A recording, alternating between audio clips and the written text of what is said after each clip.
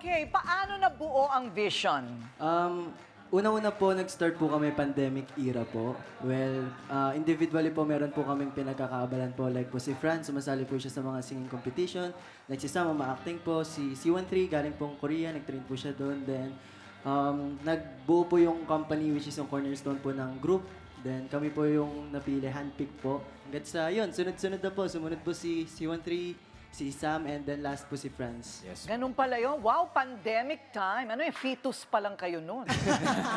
Ang babata nyo pa. So you mean the group is 6 years old already? 4 po. 4. Okay, 4. Wow, ang bilis ng angat ng pangalan ninyo. Bakit sa palagay mo? Sa tingin ko po, Ate Coring, pare-parehas po kami. Sa P-pop po kasi, nagsusuportahan po kami. Yes. And kami-kami rin po yung nag-share ng mga posts namin and in-encourage po namin lahat na gawin yung mga dance craze namin. And syempre, yung authenticity po ng bawat grupo. Intense training daw ito di ba? Yes po.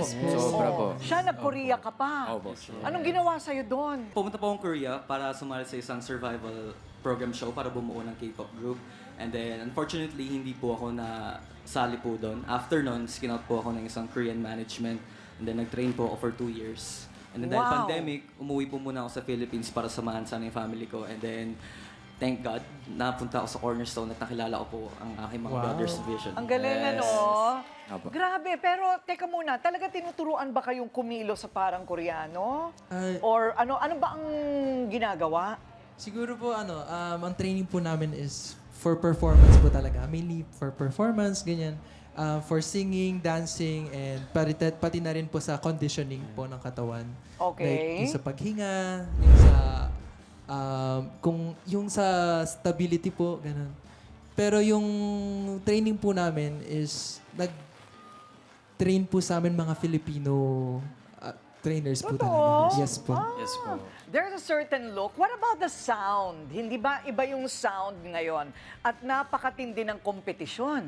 Ang dami So, yung sound ninyo, how would you describe it? So sa P-pop po kasi, marami po kaming mga influences po na tinetake. Like kahit po sa ibang country, nagtitake din po kaming inspiration. But for us po, Vision, we take inspiration from OPM po talaga. And yung OPM po na yun, yung street music, R&B, hip-hop. So yung mga nire-release po naming mga songs right now is usually magiging nostalgic po siya, lalong-lalo na sa mga taong nakikinig ng street music na Filipino. Ang galing, ano? Oo na, grabe naman kayo, di kayo makahintay. Ayan na nga, Ryle, kayo na magtanong. Hindi kasi ate ko rin, kasama ko si Tin na sobrang fan na fan daw ng Vision. Bakit ka ba super supportive sa Vision? Fan po ako ng Vision kasi I love their music po at nakaka-good vibes po sila. Thank you po! Thank you po. Thank you po. Oh, why not? Pero ate ko rin sobrang intense talaga yung mga training ng mga yan. Yung iba, magkakasama pa sa isang bahay para... May ganun ba kayo guys? Yes po. You live together? Yes po. Yes po. Diba? Hanggang ngayon? Hindi talaga? na po. Hindi na. Oo, Nagkasawaan na rin po. Nagkasama na kayo. sila. Ito may tanong, ay actually, ito isa sa mga sobrang fan na fan nyo. Ayan, may dala pa siya. Ba't tawag dyan? Light stick po. Yung light stick. Ako, hindi na uso sa mga tita yan. Pero ikaw, bakit mo ba talaga ina-idol o bonggang-bonggang love na love ang Vision?